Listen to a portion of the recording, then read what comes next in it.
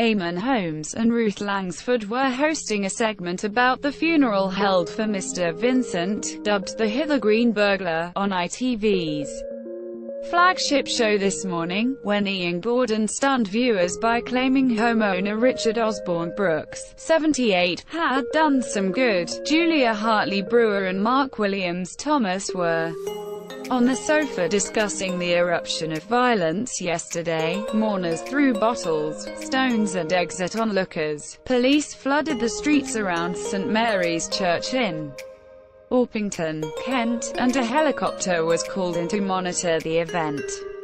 Julia Hartley-Brewer started the debate, saying, "Henry Vincent brought it on himself. It was a choice of Henry Vincent to burgle that house.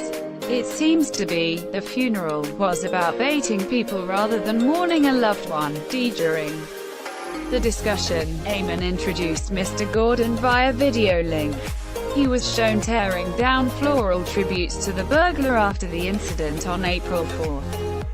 Eamonn said, "Let's go to Ian Gordon, a local resident. You were involved in taking down the flowers from Mr Osborne Brooks' house. Did the funeral cortege pass the house?" Ian responded saying, "No, I didn't see anything, but there was a big police presence. There were supporters here to stop people during a procession." Mr Gordon went into more detail about his feelings toward deceased Vincent, adding, "People are saying he's just a burglar. He entered the house with a weapon and an accomplice. He didn't care if there were people in the house or not. They were just old people, and, according to the father, old people are just people to be taken advantage of. Over 20 years they've made millions out of it. This story gets worse and worse the more you hear about it. If Henry Vincent had not been killed, then these poor pensioners would have just been another statistic and everybody would have got on with their lives. So, he's actually done some good." Ruth asked Mr Gordon, "We saw you ripping down the flowers. That seemed like a brave move. Do you worry about repercussions?" He replied, "I'm as frightened for my life as anyone else. People who get sent to war, aren't they frightened of the enemy? Sometimes there's a principle you have to stand up for. I came down and I was infuriated.